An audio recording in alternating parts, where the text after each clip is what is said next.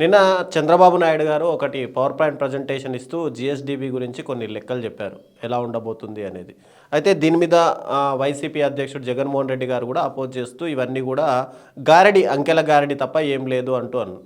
అసలు ఇది ఎలా చూడాలంటారు? రెండు, ఒకటి జిఎస్టివి పెరుగుదల కానీ ఎలా ఉంటుంది, దేని బేసిక్గా ఉంటుంది?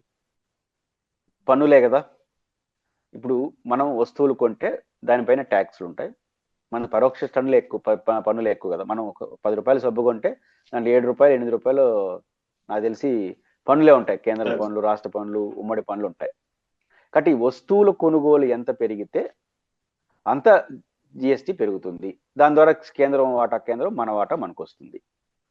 జగన్మోహన్ రెడ్డి గారు ఉన్నప్పుడు 19 నుంచి 24 వరకు జిఎస్టివి బాగా పెరిగింది. రీజన్ ఒకటే, రాష్ట్రం అభివృద్ధి చెందిపోయింది, ఉత్పత్తి పెరిగిపోయింది అని నేను అనట్లేదు. జగన్మోహన్ రెడ్డి గారు పర్ ఇయర్ 50 నుంచి 60 వేల కోట్ల రూపాయలు డిబిటీ సిస్టమ్ ద్వారా ప్రజల జోబుల్లో పెట్టాడు. కీన్స్ అనే అర్థశాస్త్రవేత్త అభివృద్ధి అంటే ఏమంటాడు తెలుసా ఆయన? ప్రజల జోబులో డబ్బులు ఉండడమే అభివృద్ధి అంటాడు.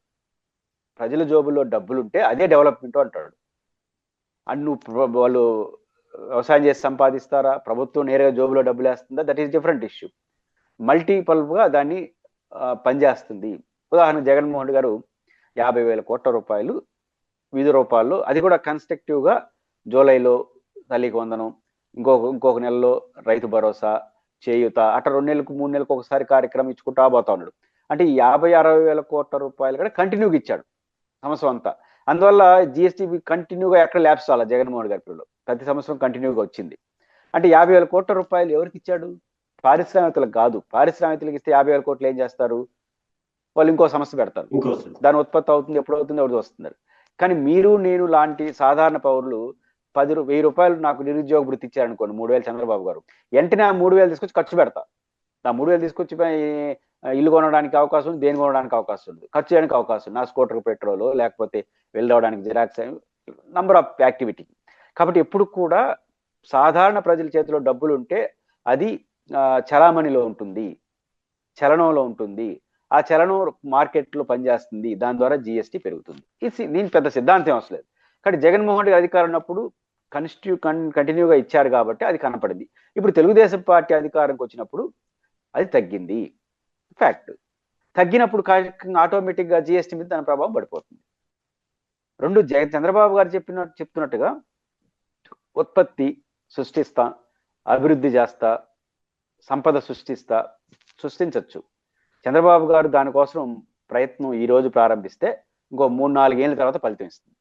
ఓ పరిశ్రమ పెట్టాలి, అది నిర్మాణం పూర్తి కావాలి, ఉద్యోగాలు చేరాలి, ఉత్పత్తి అప్పుడు కదా వస్తువులు వస్తే, అప్పుడు అమ్మకం వస్తే, అప్పుడు జిఎస్టీ వస్తుంది. కాబట్టి ఇంతవరకు ఇప్పుడు చంద్రబాబు గారి యొక్క సంపద సృష్టి అనేది ఇంకా భవిష్యత్తులో జరుగుతుంది. ఒకవేళ ఈ రోజు నుంచి నిజంగా పునాదులు వేస్తే, అయిపోతే అది కూడా జరగదు. ఇప్పుడు వ్యవసాయం కొత్తగా ఇంకొక 10 లక్షల ఎకరాలకి నీళ్ళు ఇవ్వాలి, ఓ ప్రాజెక్టు కట్టాలంటే 4 ఏళ్ళు పడుతుంది. కాబట్టి చంద్రబాబు గారు చెప్తున్నటువంటి అభివృద్ధి, సంపద సృష్టి అనేది టైం పడుతుంది. అంతవరకు ఈ జిఎస్టీ దేని మీద ఆధారపడి ఉంటుంది? నువ్వు ఇచ్చే సంక్షేమ పథకాల మీద అనుకుంటుంది. కాస్త జూన్ జూలైలో అనుకుంటాను జిఎస్టీ రాష్ట్రంలో పెరిగింది. కారణం ఏంటి? అప్పుడు తల్లికి వందనం వేశాడు. కాబట్టి ఇది మల్టిపుల్ కారణం. రెండోది, నిరంతరం ఇంతకుముందు మనం మాట్లాడుకున్నాం, అసందర్భంగా జగన్ తిట్టడం అనేది ఒక ఫ్యాషన్గా మారిపోయింది. ఇప్పుడు చంద్రబాబు గారు తను వచ్చిన తర్వాత అభివృద్ధి చెందినారంటే ఆయన జోలికి ఊరు పోయినాడు. జగన్ అసలు పోయినాడు. నేను వచ్చిన తర్వాత బాగా అభివృద్ధి చేస్తానంటే ఆయన పోయినాడు. ఎప్పుడైతే జగన్ విధ్వంసకారుడు, మేము అభివృద్ధి కారుడు అని చెప్పారు, దానికి జిఎస్టీబీ పెరుగుదలే ఉదాహరణ అన్నాడు. ఇప్పుడు జగన్ గారు బహిరంగ విజ్ఞప్తి చేస్తా ఉండేది ఏంది? 14 నుంచి 19 వరకు తెలుగుదేశం పార్టీ అధికారం ఉంది, 20 నుంచి 24 వరకు జగన్మోహన్ రెడ్డి అధికారంలో ఉన్నారు. లాస్ట్ ఇయర్ 18 నుంచి 19 వరకు 8,73,721 కోట్ల రూపాయలు ఆంధ్రప్రదేశ్ జిఎస్టీబీగా వచ్చింది జగన్మోహన్ రెడ్డి గారి లెక్కల ప్రకారం.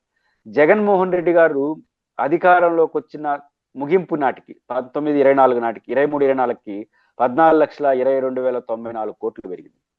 అంటే ప్రతి సంవత్సరం జగన్మోహన్ రెడ్డి గారు వచ్చిన మొదటి సంవత్సరమే 20-21 అంటే 19-20 9,25,000 కోట్లు. ఒక 1 ఇయర్ జగన్మోహన్ రెడ్డి వచ్చిన మొదటి ఇయర్లే.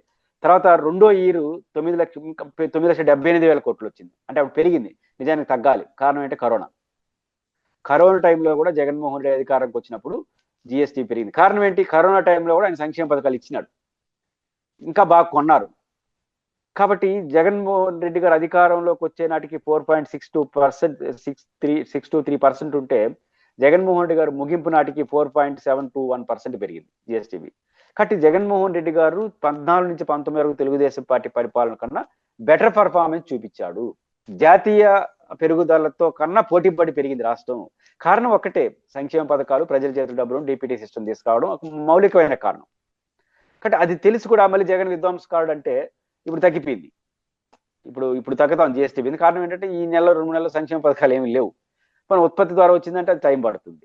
కాబట్టి చంద్రబాబు గారు అసందర్భంగా జగన్మోహన్ గారిని పొగిడినా, తిట్టినా, అది మిమ్మల్ని పొగుడుకున్నా అది వర్కౌట్ కాదు అనే దానికి నిన్న జగన్మోహన్ రెడ్డి గారు ఎక్స్లో స్పందించిన దాంతో మరొకసారి అర్థం చేసుకుంటే మంచిది.